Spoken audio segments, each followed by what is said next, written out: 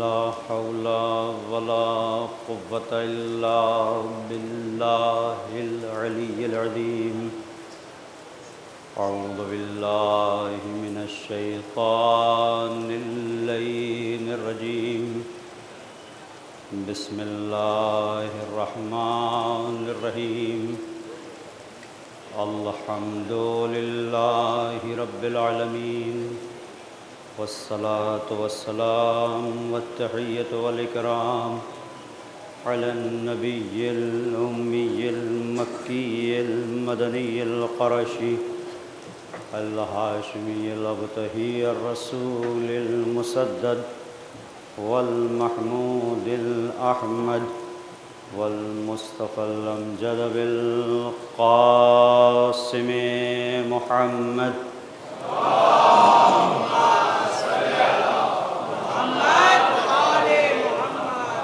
وعلى آله الطيبين الطاهرين المعصومين المظلومين، لا سيما بقية الله الأعظم في الأرضين، ولعنة الله على أعدائهم أجمعين من ليلنا هذا إلى قيام يوم الدين. أما بعد، فقد قال الله الحكيم في كتابه الكريم. بسم الله الرحمن الرحيم.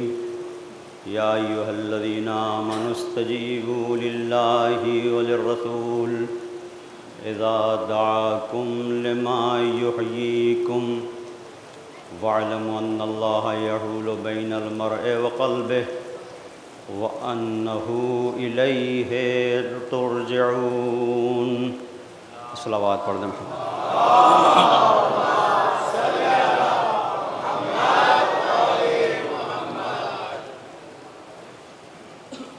سورہ انفال کی یہ آیت کریمہ ارشاد ہو رہا ہے، یا ایھا الذین آمنوا استجیبوا للہ وللرسول، اے صاحبان ایمان، اللہ اور اس کے رسول کی دعوت پر لبیک کہو. لما یحییکم، اس دعوت میں تمہارے لیے زندگی ہے. وَاعْلَمُوا أَنَّ اللَّهَ يَحُولُ بَيْنَ الْمَرْءِ وَقَلْبِهِ، اور جان لو کہ تمہارا پروردگار تمہارے اور تمہارے دل کے درمیان حائل ہے. وَأَنَّهُ إِلَيْهِ تُحْشَرُونَ، اور تم سب کے سب اس کی بارگاہ میں پلٹا دیے جاؤ گے. یعنی پروردگار اس آخری منزل کو یاد دلا رہا ہے کہ جہاں پر تم ہوگے اور تمہارا پروردگار.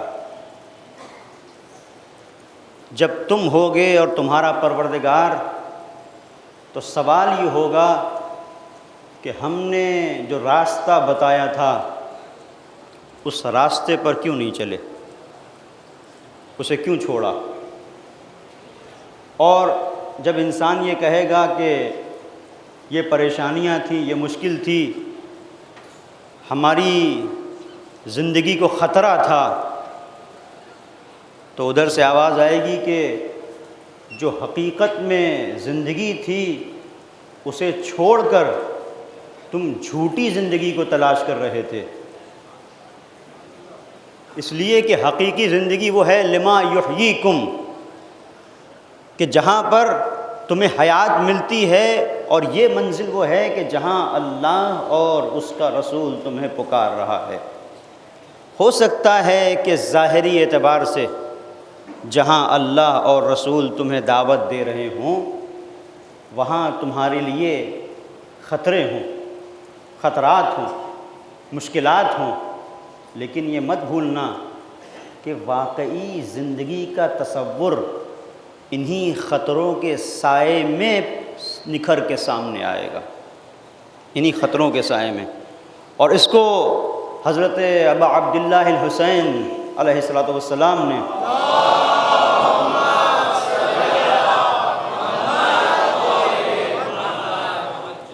اس طرح سے واضح کیا کہ الا عن الدئی وابن الدئی قد رکضنی بین اثنتین بین السلۃ والذلہ ہیہات من الذلہ، آگاہ ہو جاؤ کہ نابکار کے نابکار بیٹے نے مجھے دوراہے پر لا کر کھڑا کر دیا ہے، ایک یہ کہ میں تلواروں کو گلے لگا لوں، ایک یہ کہ میں ذلتوں کو قبول کر لوں۔ یزید کی بیعت یعنی ذلت کو قبول کرنا، تلواروں کو لگانا یعنی موت کی آغوش میں جانا۔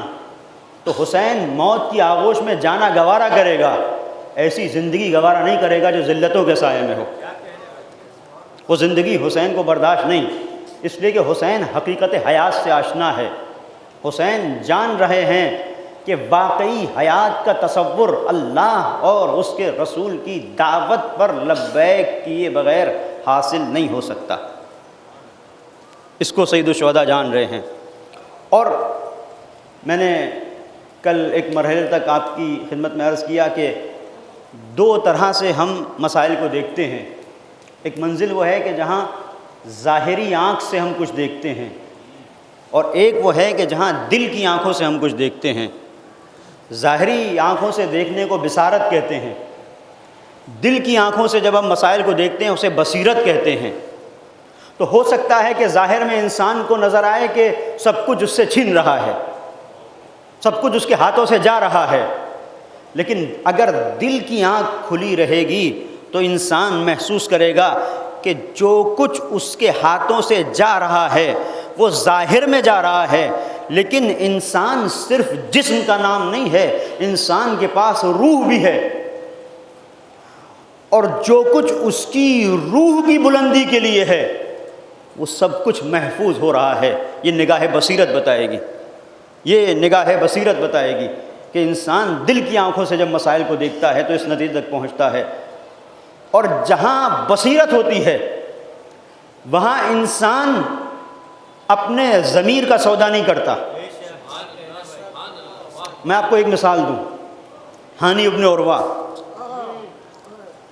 ہانی ابن عروہ کو ابن زیاد نے دربار میں بلایا اور دربار میں بلا کے کہا کہ ہانی، تمہیں پتہ ہے کہ تمہیں گرفتار کیوں کیا گیا، اور تمہیں یہ بھی پتہ ہے کہ انجام کیا ہوگا، تم سے کوئی دشمنی نہیں ہے،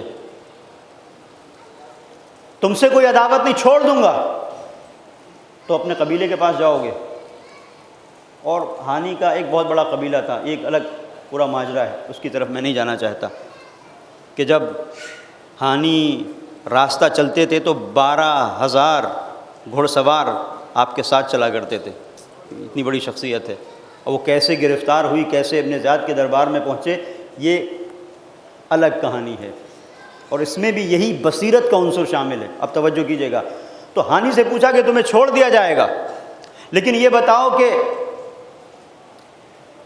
مسلم کہاں ہے، تم سے کوئی بیر نہیں ہے، یہ بتا دو کہ مسلم کس جگہ پر ہیں، کس جگہ چھپے ہوئے ہیں، ان کا ٹھکانہ بتا دو، تمہیں چھوڑ دیں گے۔ اب دیکھیں جو بصیرت ہے وہ کیا دیکھتی ہے۔ بصارت یہ کہہ رہی تھی، جو ظاہری نگاہ تھی وہ یہی تھی کہ ہانی اگر تم نہیں بتاؤ گے تو قتل کر دیے جاؤ گے، گرفتار رہو گے، لیکن بصیرت ایک حقیقی زندگی کو دیکھ رہی تھی۔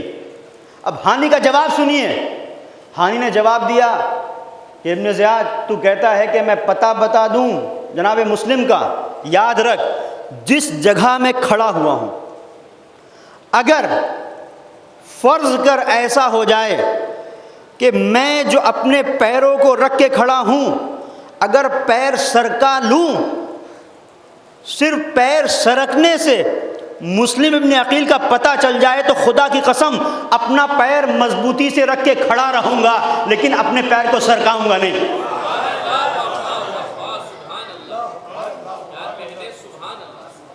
اپنے پیر کو سرکاؤں گا نہیں، یہ ہے نگاہ بصیرت۔ اور جب بصیرت انسان کے وجود کے اندر بڑھتی ہے تو انسان اس عظیم درجے پر پہنچتا ہے۔ بصیرت یعنی گہری نگاہ، یعنی معاملات کو دور تک دیکھنا، بہت بڑی منزل ہے عزیزوں، معاملات کو دور تک دیکھنا۔ ایک بڑے اسکالر ہیں، انہوں نے بڑی خوبصورت بات کہی ہے کہ اگر بصیرت نہ ہو تو کیا ہوتا ہے؟ بصیرت نہ ہو تو مذہب کی چھری سے مذہب ذبح ہوتا ہے، مذہب کی چھری سے مذہب علیہ مذہب کے مقابلے پر آتا ہے اگر بصیرت نہ ہو۔ لوگ سمجھتے نہیں، جب ان کے اندر گہرائی نہیں ہوتی، دل کی آنکھیں بند ہوتی ہیں، تو وہ سفاک قاتل ہے، اس قاتل کو مرحبا کہتے ہوئے لے کے آتے ہیں کوفے میں، راستہ دیتے ہوئے لے کے آتے ہیں، استقبال کرتے ہوئے، اور یہ لوگوں کی عقیدت سے کھیلتا ہے، جذبات سے کھیلتا ہے۔ عزیزو، یہاں پر بہت بصیرت کی ضرورت ہے، بہت غور کرنے کی ضرورت ہے۔ اگر کل ابن زیاد لوگوں کے جذبات سے کھیل کر انہی لوگوں کو جن کے دل میں عشق حسین تھا بے وقوف بنا سکتا ہے، تو آج حقیقی کربلا کے مقابلے میں ایک بناوٹی کربلا بنا کر استعمار اور سامراج ہمیں بے وقوف بنا سکتا ہے۔ اس کو سمجھیے گا، یہ معمولی بات نہیں ہے۔ جہاں بصیرت ہو وہاں انسان متوجہ ہوتا ہے کہ حق کیا ہے اور باطل کیا ہے، اور جہاں بصیرت نہیں ہوتی ہے وہاں کبھی ایسا ہوتا ہے کہ نعرہ حق کا بلند کرتا ہے لیکن ہوتا باطل کے خیمے میں ہے۔ اور یہ جو عزاداری ہے، یہ جو فرش عزا ہے، یہ در حقیقت خیمہ ولایت ہے جو ہمیں بتاتا ہے کہ کس طریقے سے بصیرت کے ساتھ تمہیں زندگی گزارنی ہے۔ تمہارے جذبات کو، تمہاری فکر کو، تمہاری عشق کو، تمہاری محبت کو کوئی استعمال نہ کر سکے۔ تمہارا عشق تمہارے محبوب کے لیے ہو، تمہاری فکر اس کے لیے ہو کہ جس کی فکر کو سامنے رکھ کر تم جی رہے ہو۔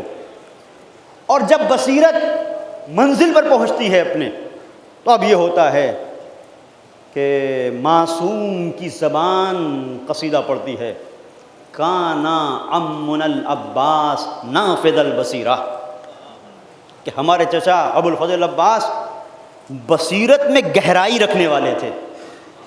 ایک تو عام بصیرت ہے کہ جہاں دل کی آنکھیں کھلی ہوتی ہیں، دل کی آنکھوں میں بھی گہرائی کے ساتھ کھلی رہنا، یہ بصیرت ہے۔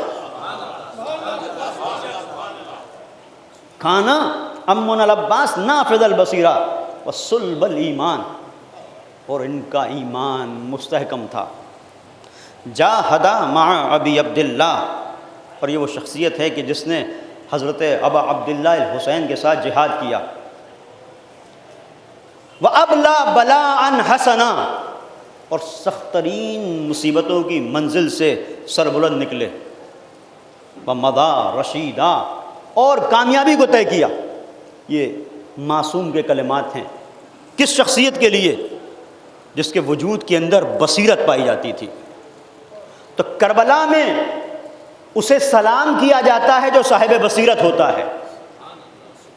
آنکھیں سب کی تھیں، لیکن جو آنکھیں حضرت ابو الفضل عباس کی تھیں اور جس گہرائی سے وہ دیکھ رہے تھے اور کوئی نہیں دیکھ رہا تھا، اسی لیے کہا کہ انا للامی العباس شأن عند اللہ تعالی شأن یغبطہ بہ جمیع الشہداء، حضرت ابو الفضل عباس کی یہ شان ہے پروردگار کے نزدیک کہ تمام شہداء ان کے درجے کو دیکھ کر غبطہ کریں گے، رشک کریں گے۔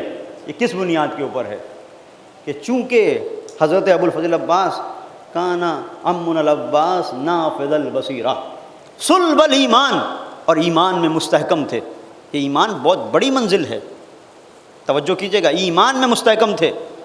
ارشاد ہوا قرآن کریم میں، وقالت الاعراب آمنا قل لم تؤمنوا ولکن قولوا اسلمنا ولما يدخل الایمان فی قلوبکم۔ ارشاد ہوا کہ کچھ لوگوں نے، کچھ عربوں نے کہا پیغمبر کی خدمت میں آ کے یا رسول اللہ ہم ایمان لے آئے۔ قالت الاعراب آمنا، یا رسول اللہ ہم ایمان لے آئے۔ قل، ان سے کہہ دو، لم تؤمنوا، ایمان لے کے نہیں آئے۔ قل لم تؤمنوا ولکن قولوا اسلمنا، یہ مت کہو کہ ہم ایمان لے کے آئے ہیں، ہاں یہ کہو کہ ہم اسلام لے کے آئے ہیں۔ وَلَمَّا يَدْخُلِ الْإِيمَانُ فِي قُلُوبِكُمْ، ابھی ایمان تمہارے دلوں میں داخل نہیں ہوا ہے۔ جہاں ایمان انسان کے وجود کے اندر داخل ہوتا ہے وہاں انسان صاحب بصیرت ہوتا ہے، اور اگر تم صاحب بصیرت ہوتے تو غدیر کو نہ بھلاتے۔ اگر صاحب بصیرت ہوتے، ایک صلوات پڑھ دے محمد اور آل محمد۔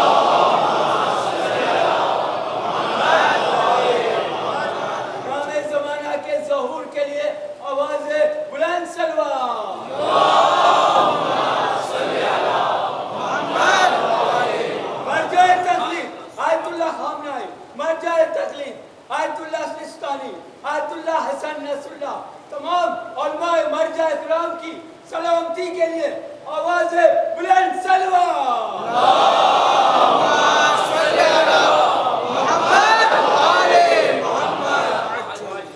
بصیرت تمہیں متوجہ کرتی ہے کہ تمہیں کہاں ہونا ہے، حق کے خیمے میں ہونا ہے تو صرف ہونا نہیں ہے، اظہار حق بھی کرنا ہے۔ اور آج آپ دیکھ لیں، ابھی ہمارے بھائی نے مراجع کرام کے سلسلے سے صلوات بھی پڑھوائی اور ان کا نام لے کے اظہار عقیدت بھی کیا۔ اب آپ دیکھیں، قرآن پیغمبر اسلام کے سینے پہ ضرور نازل ہوا، لیکن کتاب ہدایت تمام مسلمانوں کے لیے، تمام مسلمانوں کے لیے کتاب ہدایت، اور ہر ایک مسلمان کی نظروں میں محترم۔ اور اس کے بعد قرآن کی اہانت ہوتی ہے۔ مسلم ممالک کے تعلقات جس ملک میں اہانت ہو رہی ہے ویسے کے ویسے ہی ہیں۔ اس کتاب پر ایمان ہے کہ نہیں ہے؟ اگر ایمان ہے تو دل سے آواز نکلنا چاہیے، لیکن جو صاحبان بصیرت ہیں، جن کا تعلق کربلا سے ہے، وہ بتا رہے ہیں کہ حقیقت میں لا الہ ہم نے اپنے پورے وجود سے کیا۔ ایک لا الہ الا اللہ وہ ہے جو زبان پر آ کر ٹوٹ جاتا ہے، ایک وہ ہے جو دل کی گہرائیوں میں ہوتا ہے۔ جو دل کی گہرائیوں میں ہوتا ہے وہاں قرآن کی توہین کرو گے تو ہم بولیں گے۔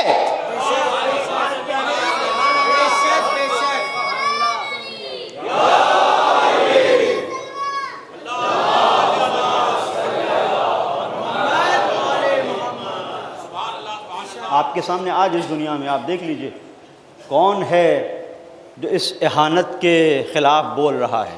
آپ دیکھیے اور اسی سے سمجھیے کہ یہ زمانہ کس طرف جا رہا ہے۔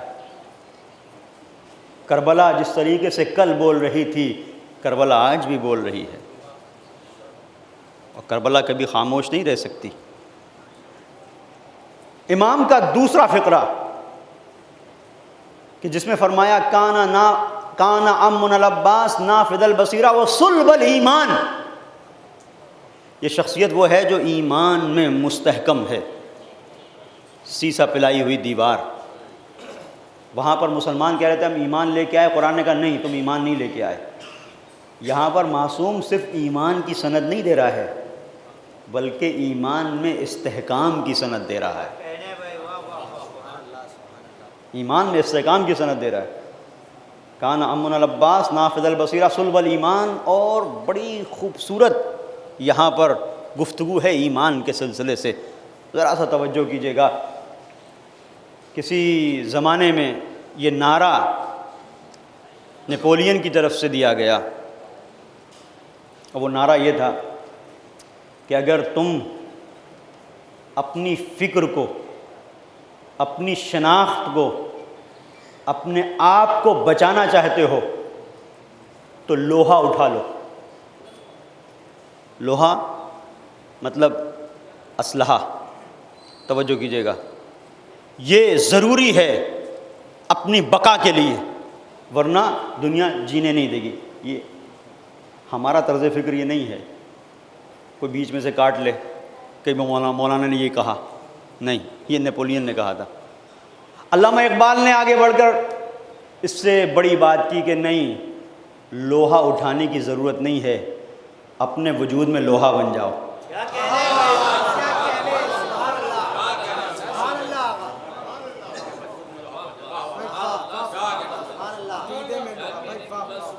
اپنے وجود میں لوہا بن جاؤ، مضبوط۔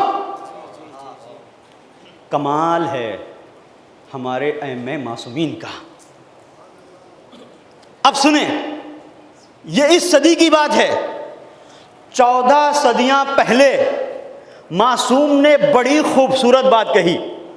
صادق آل محمد امام جعفر صادق علیہ الصلوۃ والسلام،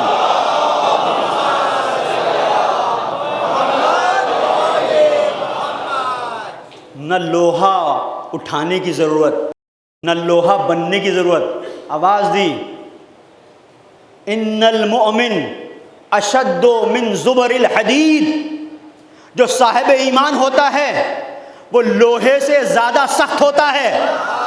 ان الحدید اذا دخل فی النار یتغیر لونہ، اس لیے کہ لوہا وہ ہوتا ہے جسے آگ میں ڈالا جائے تو اس کا رنگ بدل جاتا ہے۔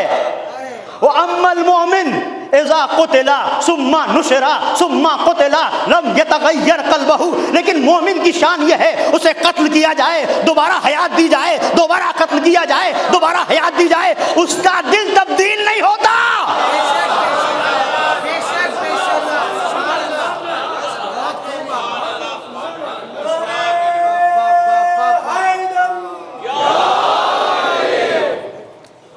اس کا دل تبدیل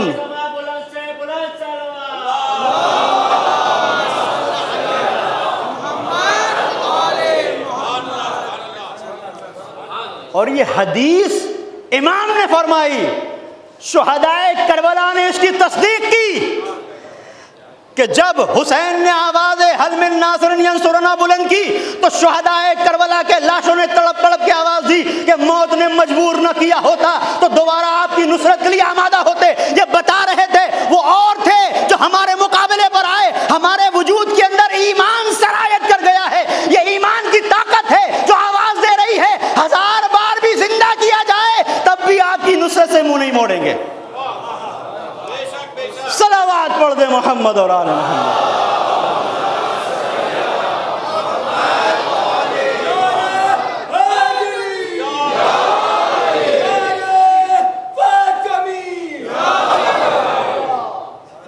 یہ منزل ہے ایمان کی، اور یہ ایمان کہاں سے آتا ہے؟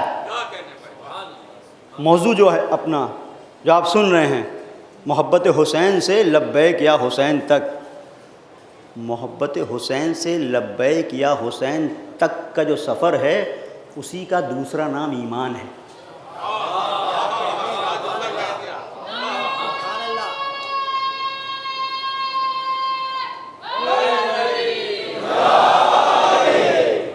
اسی کا دوسرا نام ایمان ہے، اور یہ اگر سمجھنا ہے تو دیکھیں کہ کل ایمان کی زندگی کیا تھی، وہاں تک آنا پڑے گا، اور جب اس کی زندگی کو دیکھیں گے تو ہر ایک منزل پر لبیک یا رسول اللہ، ہر ایک منزل پر۔ اور یہ جو شخصیت ہے جس کا ذکر میں کر رہا ہوں آپ کی خدمت میں، اگر ابو الفضل عباس کی زندگی کو نچوڑا جائے تو صرف یا حسین، بس اس یا حسین کے اندر پورا سفر ہے، اور یہ پرورش ہے اس آغوش کی جسے علی کہا جاتا ہے۔ اور علی کو اگر سمجھنا ہے تو آپ دیکھیں کہ کہاں کہاں علی نے پیغمبر کی آواز پر لبیک کہا اور کیسے کہا، تب سمجھ میں آئے گا کہ ابو الفضل عباس نے کہاں کہاں حسین کی صدا پر لبیک کہا اور کیسے کہا۔ پوری توجہ سے سنیے گا یہاں سے۔ 6 برس کے تھے مولا کائنات، 6 برس کے، تربیت کی اور کفالت کی ذمہ داری رسول اللہ نے لی، اور جو جو رسول کہتے گئے وہ علی کرتے گئے۔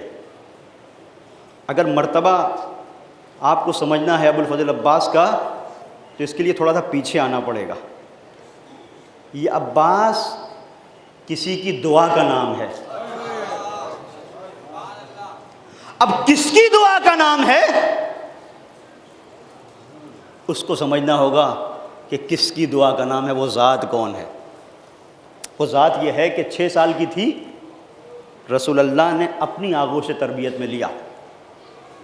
یہ 6 سال کا بچہ جب 10 سال کا ہوا تو اس نے اس دور میں جب لوگ اسلام کا اعلان کرنا اپنے لیے مشکل کا سبب جان رہے تھے، اس نے سب کے سامنے ببانگ دہل اعلان کیا کہ رسول اللہ آپ اللہ کے رسول ہیں اور میرا خدا بھی وہی ہے جو آپ کا ہے۔ یہ نہیں کہ بعض لوگوں نے کہا کہ اسلام لے کے آئے، نہیں، علی مجسم اسلام کا نام ہے۔ اس نے لوگوں کے سامنے واضح کیا، دوسرے لوگوں کو بتایا۔ یہ 10 سال کا سن، اور جب 13 سال کے تھے تو ذوالعشیرہ کے موقع پر یہی پیغمبر کی آغوش کا پروردہ اٹھا اور اس نے کہا، جبکہ سن کم تھا، یا رسول اللہ سن کم ضرور ہے لیکن وعدہ بہت معتبر کر رہا ہوں کہ آپ کا ناصر رہوں گا، آپ کا حامی رہوں گا۔ اور اس کے بعد جب اس علی کا سن 14 سال کا ہوا یا 16 سال کا ہوا تو 16 سال کے سن میں اقتصادی محاصرہ ہے، بائیکاٹ ہے، بائیکاٹ کیا گیا۔ اور کہاں؟ شیب ابی طالب میں، علی شیب ابی طالب میں ہیں۔ اور یہاں پر آپ محسوس کریں کہ علی کے وجود کے اندر جو جذبہ ہے وہ کہاں سے آیا؟ وہ اس ابو طالب سے آیا کہ جس کے سلسلے سے ملتا ہے کہ مسلسل 3 سال راتوں کو تلوار لے کر ابو طالب جاگ کر پیغمبر کی حفاظت کیا کرتے تھے۔ تو یہ حفاظت پیغمبر کا جذبہ ابو طالب سے آیا، اور ابو طالب کے بعد ابو الفضل عباس کے اندر علی ابن ابی طالب سے آیا کہ اپنے امام وقت کی حفاظت کیسے کی جاتی ہے، حفاظت کیا کرتے تھے۔ اور یہاں تک ملتا ہے روایتوں میں، تاریخ کہتی ہے کہ رات کے تیسرے پہر کبھی کبھی جگہ کو تبدیل کر دیا کرتے تھے اپنے بیٹے سے اپنے بھتیجے کی۔ اب عزیز و عجیب منزل ہے، اور ایسی شخصیت کو لوگ کہتے ہیں کہ یہ اسلام نہیں لے کے آئی۔ ایسی شخصیت جو اتنی بڑی قربانی دے رہی ہے، کس کے لیے دے رہی ہے؟ اگر ایمان نہیں تھا، جگہ کو تبدیل کر رہے ہیں کہ میرا بیٹا کام آ جائے، محمد رہ جائے۔ تو یہ مولائے کائنات کے وجود میں باپ کی تربیت رچ بس گئی۔ علی کسی بھی منزل پر تمہیں اس طرح سے عمل کرنا ہے کہ پیغمبر کی جان کو بچانا ہے، مشکلیں تمہیں، گرفتاریاں تمہیں، پریشانیاں تمہیں برداشت کرنا ہے، لیکن پیغمبر کی جان کو بچانا ہے۔ یہ 16 سال کا سن ہے۔ اس کے بعد جب 23 سال کے ہوئے تو ایک مرتبہ جب پیغمبر نے دیکھا کہ مشرکین پلاننگ کر رہے ہیں، جان کو خطرہ ہے، یا علی کیا تم میرے بستر پر سو سکتے ہو؟ ایک سوال کیا، میرے سو رہنے سے آپ کی جان بچ جائے گی؟ یہ نہیں کہا میرا کیا ہوگا، اگر میرے سو رہنے سے آپ کی جان بچ جائے گی تو سو جاؤں گا۔ شب ہجرت علی سو گئے، 23 سال کے، 24 سال کے تھے، پیغمبر کو ادا اتنی بھائی کہ پیغمبر نے علی کو داماد بنا دیا۔ سنتے رہیے گا، مرحلہ آخر تک جانا، یہ تسلسل ذہنوں میں قائم رہے۔ اور اس کے بعد جب 25 سال کے ہوئے تو اسلام کا پہلا معرکہ جنگ بدر۔ جنگ بدر میں عتبہ، شیبہ، ولید، کہ جن کے سامنے جب پیغمبر نے اپنے اصحاب میں سے کچھ لوگوں کو بھیجا اور وہ آئے تو ان بدبختوں نے کہا یہ ہمارے معیار کے نہیں ہیں۔ اس کا مطلب جاہلیت زدہ ماحول ضرور ملا تھا لیکن معیار کو پہچانتے تھے۔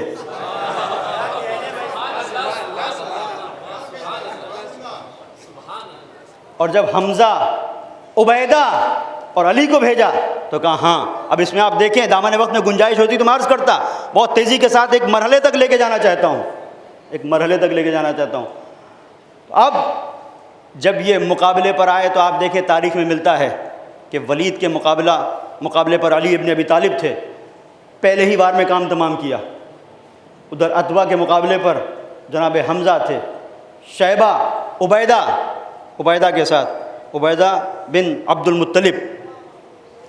اور اس مرحلے پر جب عبیدہ اور شیبہ کے درمیان میں ابھی لڑائی ہو رہی ہے تو مولا جو ولید کا کام تمام کر چکے ہیں اس میں بھی شامل ہوئے، اور شیخ مفید نے خاص طور پر اور دیگر بزرگ علماء نے وضاحت کی کہ جب یہ جنگ تمام ہوئی اور کشتوں کو گنا گیا تو آدھے پورے لشکر نے مارے تھے مشرکین کے، اور آدھے سے زیادہ علی ابن ابی طالب نے، آدھے سے زیادہ علی ابن ابی طالب نے۔ آپ یہ تسلسل ذرا دیکھتے رہیے۔ اس کے بعد جب مولا کا سن 26 سال کا ہوا تو اب جنگ احد کا میدان ہے، جنگ احد کا وہ میدان جہاں سب بھاگ گئے، ابو دجانہ موجود ہیں، علی ابن ابی طالب، ایک خاتون جس کا نام نصیبہ، اور کس مرحلے پر جہاں پیغمبر نے جہاں کھڑا کیا تھا وہاں سے جب چھوڑ کے بھاگے اور کفار و مشرکین کے لشکر نے جب یلغار کی تو اب مسلمانوں کو جائے پناہ نہیں مل رہی تھی۔ وہیں پر شیطان نے کیا مس یوز کیا، ناجائز فائدہ اٹھایا، آواز بلند کر دی، قد قتل محمد، قد قتل محمد، محمد شہید کر دیے گئے، محمد شہید کر دیے گئے۔ اب لوگوں کو بہانہ تھا، وہ کہہ رہے تھے کہ جب محمد ہی نہیں رہے تو ہم کیا جنگ کریں گے۔ اس موقع پر تنہا وہ ذات جس نے لوگوں کے سامنے محمد کو پیش کیا وہ علی ابن ابی طالب کی تھی۔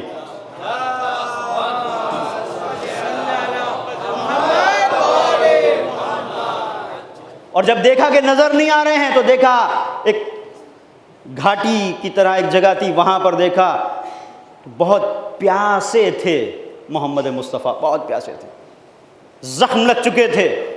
ایسی منزل پر جہاں نہ مشک ہو نہ پانی کی کوئی سبیل، ایک مرتبہ اپنی ڈھال کو لے کے گئے، پانی لے کے آئے چشمے سے، اور محمد کے سر کو اپنے زانوں پر رکھا اور ڈھال سے پانی پلایا۔ میں کہوں گا یہ علی ابن ابی طالب ایک محمد کو پانی نہیں پلا رہے تھے بلکہ 1,24,000 انبیاء علی کے زانوں پہ سر کو رکھے ہوئے تھے، علی پانی پلا رہے تھے۔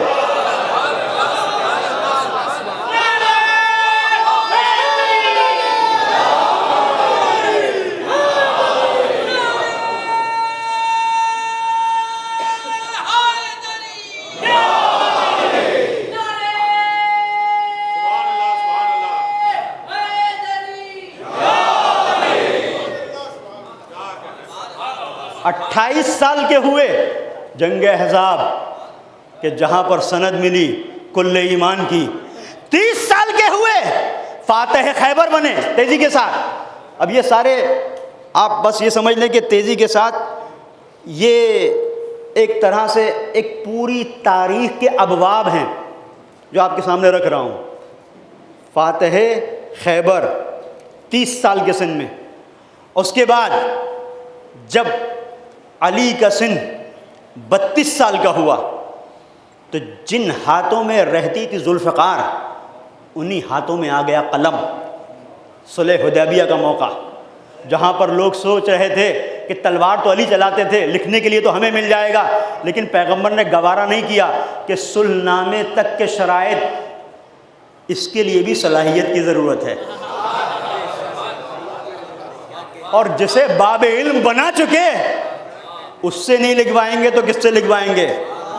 یہی فرق ہے کاتبان وحی میں اور باب علم میں۔ علی، یہاں پر بھی علی، عجیب بات ہے، بدر میں علی، احد میں علی، خندق میں علی، خیبر میں علی، حنین میں علی، حدیبیہ میں پھر علی کا بتانا یہی چاہتا ہوں کہ جو صاحب ذوالفقار ہے وہی صاحب قلم بھی ہے۔ اور اس کے بعد جب علی کا سن 33 برس کا ہوا تو غدیر کے بھرے مجمع میں پیغمبر نے اپنے ہاتھوں پہ اٹھا کے کہا من کنتو مولا فہذا علی مولا،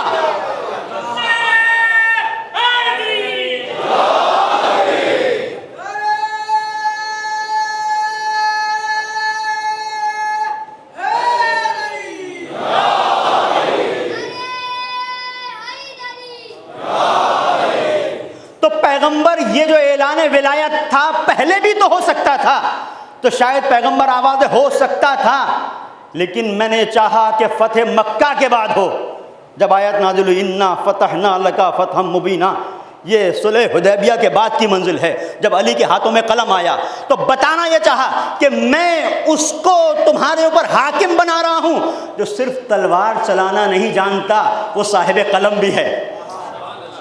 عجیب منزل ہے، یعنی پیغمبر ولایت اسے دے رہے ہیں جو ضرورت پڑے تو قلم چلائے، ضرورت پڑے تو تلوار چلائے، نہ جس کی تلوار کی کاٹ کا کوئی جواب ہو، نہ قلم چلانے کا کوئی جواب ہو۔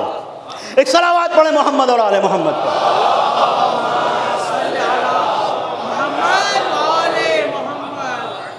اور اس کے بعد 33 سال ہی کا سن تھا کہ حضور کی آنکھیں بند ہوئیں، اور جب حضور کی آنکھیں بند ہوئیں تو اس کے بعد یہ سورما جو ہر مقام پر، ہر ایک منزل پر آگے بڑھ بڑھ کر پیغمبر کی مدد اور نصرت کرتا رہا، لبیک یا رسول اللہ کہتا رہا، اب اس کے لبیک یا رسول اللہ کہنے کا انداز بدل گیا۔ عزیزو، تاریخ کا ایک آپ کی خدمت میں نچوڑ پیش کر رہا ہوں۔ لبیک کا انداز کہاں پر بدلا؟ یہاں پہ بدلا کہ کل تک ضرورت تھی کہ علی تلوار اٹھائے تو علی نے تلوار اٹھائی، اب آج کے بعد 25 سال کا تلخ سکوت، 25 سال علی خاموش۔ دیکھیں کہ علی بھول گئے تلوار چلانا؟ نہیں، یہ لبیک یا رسول اللہ ہے کہ جہاں میدان میں دکھنا چاہیے وہاں میدان میں ہے۔ اب یہاں پر محسوس کیا کہ ضرورت کچھ اور ہے، تو علی نے خاموشی اختیار کی، اور جب 58 سال کا سن ہوا اور آپ خلافت کی زینت بنے، خلافت کی زینت بنے، تب اس کے بعد کی منزل ہے کہ 59 سال کے سن میں جنگ جمل ہے۔ جو 25 سال خاموش رہا، جب اس نے ضرورت کو محسوس کیا کہ پھر تلوار اٹھانا ہے، پھر اٹھا لی جنگ جمل میں، اور جنگ جمل میں تو اٹھائی۔ اس کے بعد جب علی کا سن 60 سال کا ہے، پوری توجہ کیجیے گا عزیزوں یہاں سے، کہ 60 سال کا جب سن ہو جاتا ہے تو انسان کے ہاتھ پیر کانپنے لگتے ہیں، لیکن اب ایک شجاعت کا الگ باب قائم کیا علی ابن ابی طالب نے جنگ صفین میں، اور یہ جنگ بڑی عجیب جنگ ہے جس نے مولا کو بہت رلوایا بھی ہے، اور اس جنگ میں بہت سارے واقعات ہیں۔ میں سب کو چھوڑتے ہوئے 2-3 اہم نمونوں کی طرف لے کے آ رہا ہوں۔ اس جنگ میں جب ایک مرحلہ وہ آیا کہ پسر عمرو عاص نے اور امیر شام نے اپنے غلام کو چڑھا دیا حریث کو، حریث نے امیر شام کا لباس اپنے اوپر پہنا، تو عمرو عاص نے کہا کہ کتنا جچ رہا ہے تیرے اوپر، کتنا اچھا لگ رہا ہے۔ یہ امیر شام کا غلام تھا۔ کہا کہ تجھے یہ بھی جچتا ہے کہ تیرا مقابلہ علی سے ہو، تاریخ میں رہ جائے گا۔ اب عزیز سوچو کتنا بڑا عظیم کردار تھا اس شخصیت کا کہ لوگ سوچتے تھے کہ تاریخ میں نام رہ جائے گا، چاہے ہار جائیں، لیکن یہ تو کہا جائے گا علی کے مقابلے پر آیا تھا۔ اب معیار کو پہچانے، تو اس بنیاد کے اوپر جب اس کے ذہن میں یہ بات آئی کہ ہاں یہ بات تو ہے، مولا کے سامنے آیا، اور ادھر مولا نکلے ہیں۔ اب تاریخ یہ کہتی ہے، دینروی اخبار الطوال سے آپ کی خدمت میں عرض کر رہا ہوں، ذخائر العقبہ میں بھی ہے۔ بعض جگہوں پہ لوگ سوال کرتے ہیں یہ کہاں سے ہے؟ یہ گڑھی ہوئی فضیلتیں نہیں ہیں، جس تاریخ میں دیکھو گے علی کی فضیلت بیان کرتی نظر آئے گی، اور اگر بیان نہ کرے تو پھر وہ تاریخ نہیں ہے، قبرستان ہے، جہاں ہڈیاں ملیں گی، کچھ ملے گا نہیں عظمتوں کے طور پر، فضیلتوں کے طور پر۔ تو اب جو یہ منزل آئی تو حریث سامنے آیا، مولا نے ایک بار میں کام تمام کیا، ایک بار میں کام تمام کیا، لوگ دیکھ رہے ہیں یہ کیا ہوا۔ اب اس کے بعد ایک شخصیت ہے قریب بن صبا، یہ صفین کا معاملہ ہے. یہ وہ نہیں ہے کہ جب علی 22 سال کے ہیں، 25 سال کے ہیں، 30 سال کے ہیں، حتیٰ 35، نہیں، 60 سال کا سن ہے. قریب بن صبا یہ وہ شخصیت ہے جسے اخبار الطوال میں دینروی نے لکھا، صاحب ذخائر العقبہ نے لکھا کہ جو بڑے بڑے پیتل کے، تانبے کے سکے ہوتے تھے، یہ اتنا بڑا بہادر تھا کہ رگڑ لیتا تھا اپنے ہاتھوں میں اور دباتا تھا تو برادہ نکلتا تھا، اتنا بڑا. یہ انسان مولا کے مقابلے پر آیا، اور جب مقابلے پر آیا تو ایک مرتبہ مولا نے اس سے کہا کہ چلا جا، میں تجھے دین کی طرف بلاتا ہوں، میں تجھے اللہ کی طرف بلاتا ہوں. محسوس کیجیے گا جو آیت عنوان گفتگو ہے، جس پر گفتگو ہو رہی ہے، یا ایھا الذین آمنوا استجیبوا للہ وللرسول اذا دعاکم لما یحییکم. اللہ اور رسول کی دعوت پر لبیک کہو مومنوں کہ اسی کے اندر تمہاری زندگی ہے. تو یہ دعوت دے رہے تھے، علی نہیں سنا. اور جب یہ آیا ہے مولائے کائنات کے مقابلے پر، تو مولائے کائنات سے مقابلہ کرنے سے پہلے اس کا کچھ لوگوں سے مقابلہ ہوا ہے، مولا ہی کے لشکر سے. 3 مولا کے باوفا اصحاب کو اس نے شہید کیا ہے. اس کے بعد اس نے آواز دی ہے کہ علی مقابلے پر آؤ، اور اس نے حرکت کیا کی کہ 3 جو مولا کے اصحاب تھے، مولا کے لشکر کے لوگ تھے، ان کو جب شہید کیا تو ہر ایک کی لاش کو دوسرے کی لاش پر ڈالا، پہلے پر دوسرے، دوسرے پر تیسرے کی لاش کو. یہ اس نے کام کیا. اب جب مولا علی آئے اور مولا علی نے آ کر اس کا مقابلہ کیا تو ایک ہی وار میں اس کا کام تمام ہو گیا. جب اس کا کام ہوا تو مولا نے کہا کوئی ہے؟ تو ادھر سے ایک آیا، اس کا کام تمام ہوا، اس کو اس کی لاش پہ ڈالا، اس کو اس کی لاش پہ ڈالا، اس کو اس کی لاش پہ ڈالا. 4 لوگوں کو اسی طرح سے مارا. یہ کب؟ جب 60 سال کا ہے علی. محسوس کیجئے گا، جب 60 سال کا ہے. یہ لبیک یا رسول اللہ ہے. اس انداز سے مولا نے لبیک یا رسول اللہ کہا کہ ضرورت پڑے گی تو علی آئے گا. اور بھی لوگ تھے، مالک اشتر بھی تھے، کہہ سکتے تھے. نہیں کہا بتانا یہ چاہتا ہوں، ہو سکتا ہے ایک نسل بھول گئی ہو کہ خندق میں کیا ہوا تھا، خیبر میں کیا ہوا تھا، احد میں کیا ہوا تھا. بتانا چاہتا ہوں یہ بازو بھی وہی ہے جو خیبر میں تھا، یہ تلوار بھی وہی ہے.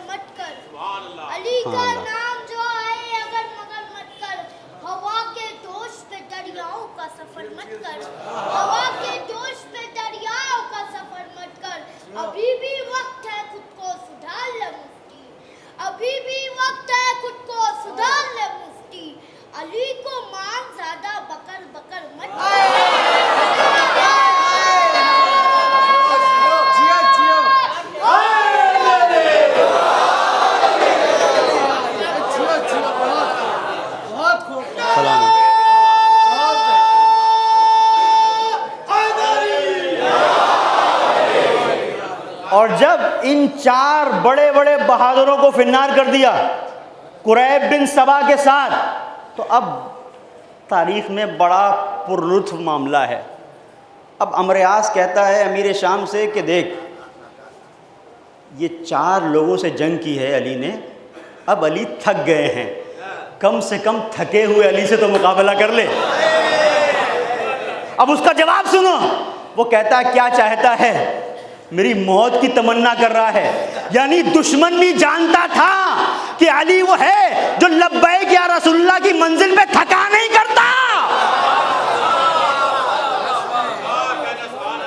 اسے پتا ہے کہ تھکا نہیں کرتا. اب اس کے بعد اس نے اپنے ایک غلام سے، بسر بن ارتا، یہ تاریخ میں نام ہے، اس سے کہا کہ تم جاؤ.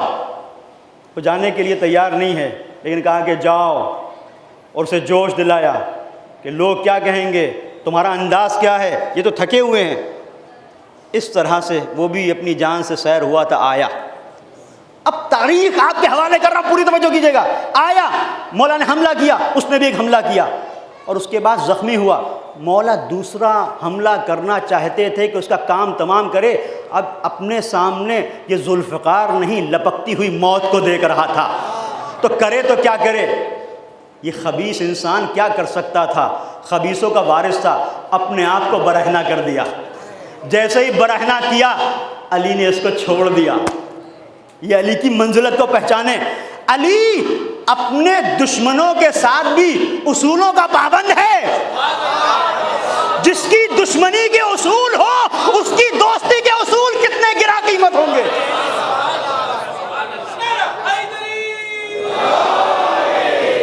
بھاگتا ہوا پہنچا, ہفتہ کاپتا. عمرو عاص دیکھ رہا تھا, اور اس سے پہلے اس کے ساتھ یہی ہوا تھا, یہ دوسری بار ہوا ہے. تو امیر شام نے کہا گھبرا نہیں, جب علی کے مقابلے پر کوئی آتا ہے تو بچنے کا ایک ہی راستہ ہے, بھئی یہی راستہ ہے, علی کا مقابلہ تلوار سے نہیں کر سکتے.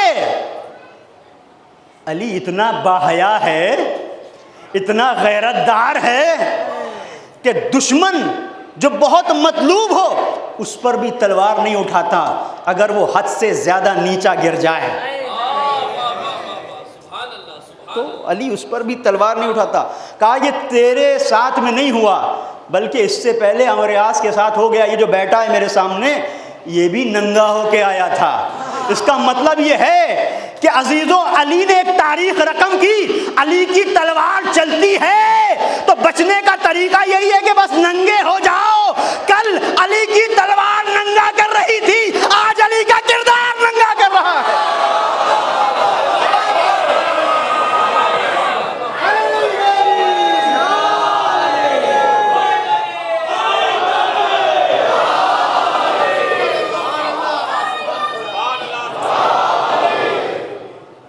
اب اس کے بعد پھر ایک اور نکلا مخارق. یہ عجیب بات ہے, جنگ صفین میں جب پڑھ رہا تھا تو حیران تھا یہ کیا معاملہ ہے. آپ دیکھیں جنگ صفین 60 سال کا علی ابھی تک کتنے کشتے لگا دیے, اور اس کے بعد پھر 8 لوگ ایک کے بعد ایک آئے اور علی سب کو فنار کرتے رہے. اور جب سب کو فنار کر دیا اب اس کے بعد علی نے کہا اور کوئی ہے. سناٹا, کانوں میں لوگ ایک دوسرے سے باتیں کر رہے ہیں. کسی کی ہمت ہے کوئی جائے گا نہیں, کسی کو موت نہیں چاہیے. تو ایک مرتبہ تاریخ یہ کہتی ہے علی گھوڑے پر بیٹھے ایک چکر میدان کا کاٹا, اور کاٹنے کے بعد اپنی نقاب کو الٹا اور کہا انا ابو الحسن, پہچان لو وہی علی ہوں جسے تم نے بدر میں دیکھا, احد میں دیکھا, خیبر میں دیکھا, خندق میں دیکھا. یہ علی وہی ہے. یہ مت سمجھنا کہ آج علی بوڑھا ہو گیا. ارے ہمارے یہاں وہ جو بچپن میں کلے اشدر کو چیر دے وہاں بوڑھائی کا تصور نہیں ہوتا, وہاں بوڑھاپا نہیں آتا. اس لیے کہ ہم اپنی طاقت پر یقین نہیں رکھتے, اپنے سجدوں پہ یقین رکھتے ہیں. یہ پروردگار کی دی ہوئی طاقت ہے جو کبھی کم نہیں ہوتی.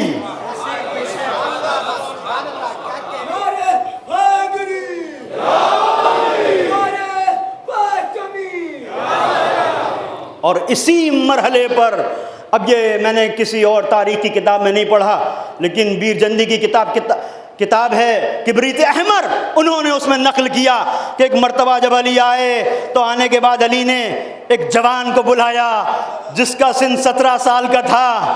اور پتہ کیسے چلا؟ اس لیے کہ وہ تو نقاب پہنے ہوئے تھا, آنکھیں تو دکھتی تھی. یہ لوگ بڑے نسب شناس تھے, آنکھوں کی حرکتوں کو دیکھ کر سن و سال کا اندازہ کر لیتے تھے. اس جوان کو بلایا اور کہا کہ جا. اب جو وہ جوان آیا تو ایک مرتبہ امیر شام نے کہا ابو الشیشہ آگے بڑھ. ابو الشیشہ بہت بڑا بہادر تھا, اس نے کہا میں 1000 لوگوں کے لیے کافی ہوں, بہت جلدی اس منزل کو طے کر رہا ہوں, میں 1000 لوگوں کے لیے کافی ہوں. کہا تو پھر کسی کو بھیج. اپنے بیٹے کو بھیجا. ایک بیٹا سامنے آیا واصل نار, دوسرا, 7 بیٹے تھے. 7 بیٹے ایک ہی پل میں اس دنیا میں پہنچ گئے کہ جس دنیا کے لیے جی رہے تھے.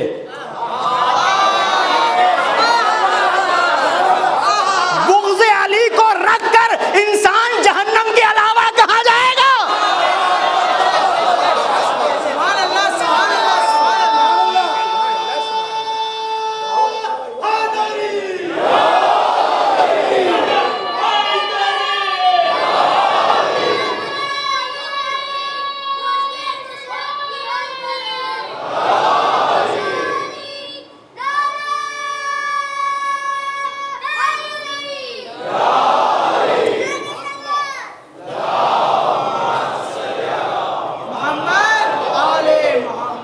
اب دانتوں کو پیستا ہوا آیا، لیکن ایک ہی وار میں اس کا بھی کام تمام ہوا۔ اب عجیب انداز اختیار کیا تھا مولا کائنات نے، کسی کو نہیں پتا چلا یہ کون جوان ہے۔ جب واپس پلٹا تو صاحب کبریت احمر کہتے ہیں کہ مولا نے نقاب کو الٹ دیا۔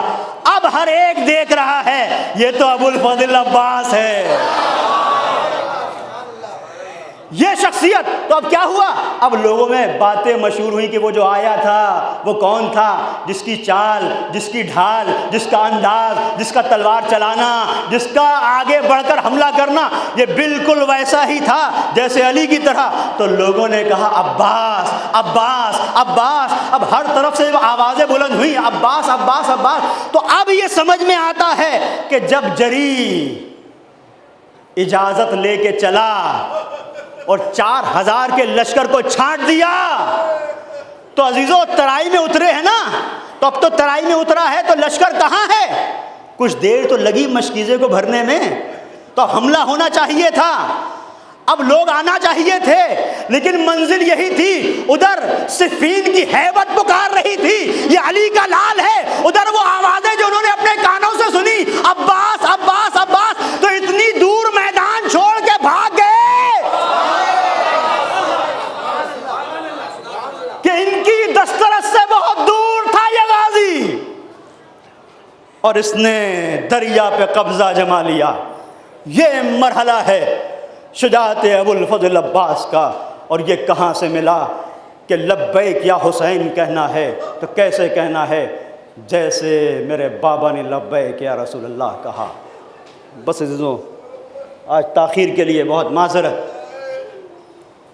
علی کوفے میں ہیں، ایک شخص علی کا چاہنے والا ایک صندوق لے کے آیا، مولا کی بارگاہ میں صندوق دیا، صندوق چمکتی ہوئی تلوار تھی۔ علی نے تلوار کو لیا، دیکھا بڑی آبدار تلوار ہے، اتنے میں دیکھا کہ کمسن بیٹا عباس آ گیا۔ ایک مرتبہ ابو الفضل عباس کو اپنے قریب بلایا، تلوار کو حمائل کر دیا، کتنی جچ رہی ہے تلوار، اور یہ کہنے کے بعد مولا گریہ فرمانے لگے، آج عباس کے جسم پر بڑی جچ رہی ہے تلوار، لیکن ایک دن وہ آئے گا جب دشمن میرے جری کے بازو کاٹ دیں گے۔ عزیزوں زیادہ آج مصائب نہیں، پر تصور ساتھ رہے۔ ایک منزل وہ بھی آ گئی جب علی کے سر پر ضربت لگی، سن 40 ہجری، چھوٹے تھے نا عباس کو جاتے جاتے جب وصیتیں کر رہے ہیں، مولا نے قریب بلایا، ہر ایک کا ہاتھ حسن کے ہاتھ میں دیا، حسین کا ہاتھ حسن کے ہاتھ میں، محمد حنفیہ حسن کے ہاتھ میں، زینب حسن کے ہاتھ میں، ام کلثوم حسن کے ہاتھ میں۔ جب سب کا ہاتھ دے دیا اپنے گھر کے بڑے حسن کے ہاتھ میں، تو محسوس کیا کسی بیوی کے گریے کی آواز آئی۔ دیکھا کیا کہنا چاہتی ہو؟ میرے والی و وارث میرے بیٹے کی خطا تو بتا دیں۔ سمجھ گئے، حسین کو بلایا، عباس کو بلایا، عباس کا ہاتھ حسین کے ہاتھ میں دے دیا،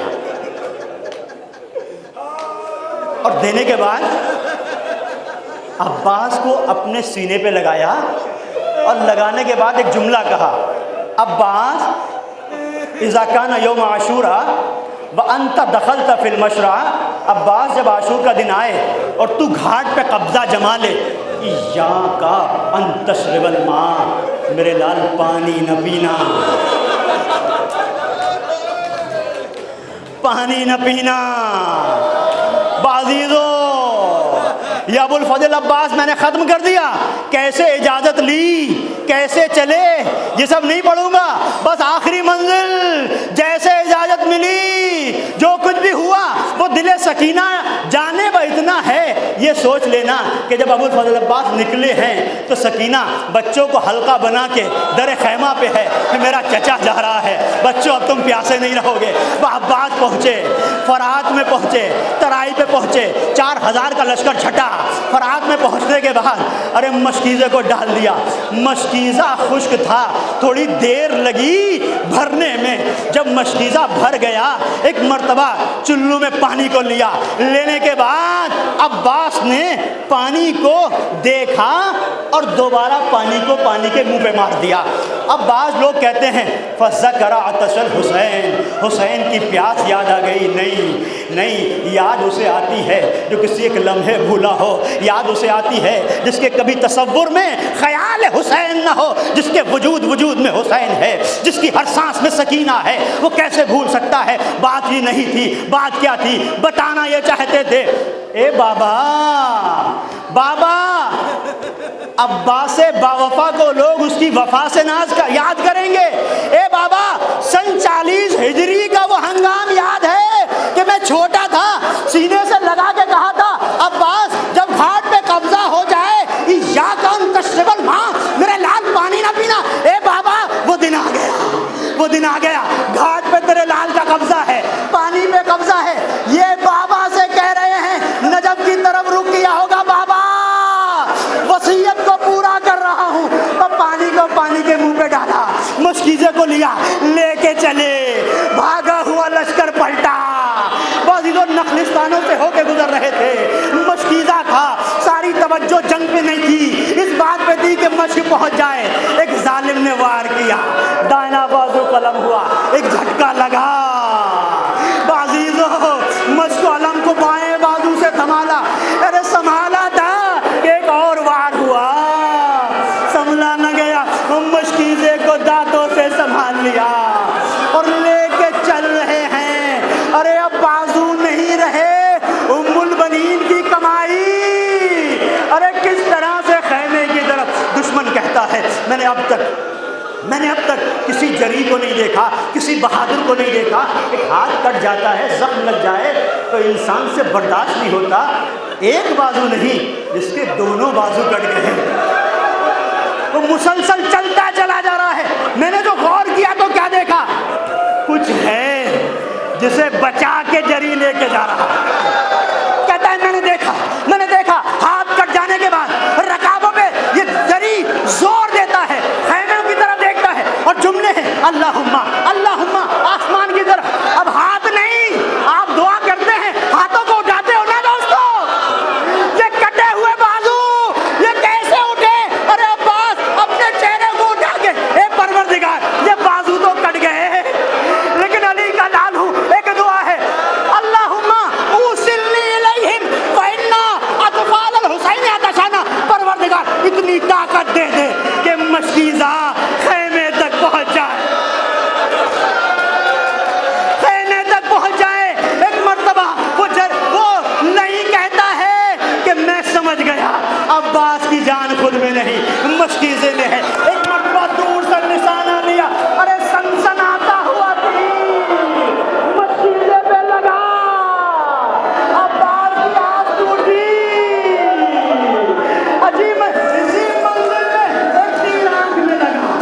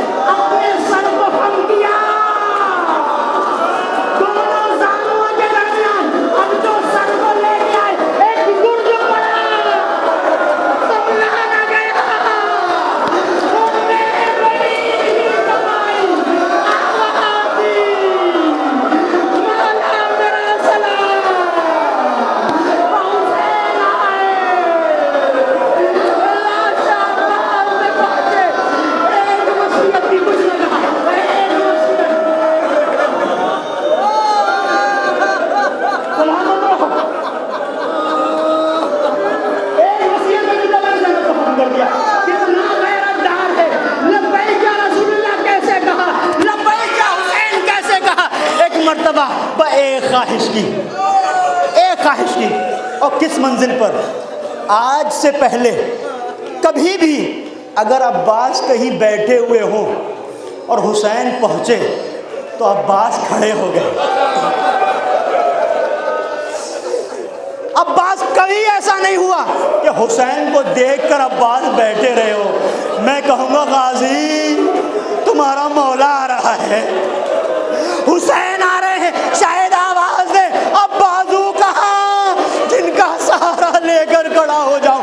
ایک وصیت کی، مولا دعنی فی ہذہ المکان، ارے مجھے یہیں پر چھوڑ دیجیے گا، فإنی مستحی بابنتک سکینہ، اس لیے کہ عباس سکینہ سے شرمندہ ہے۔ بازید حسین نے عباس کی وصیت پر عمل کیا، علم کو لے کے چلے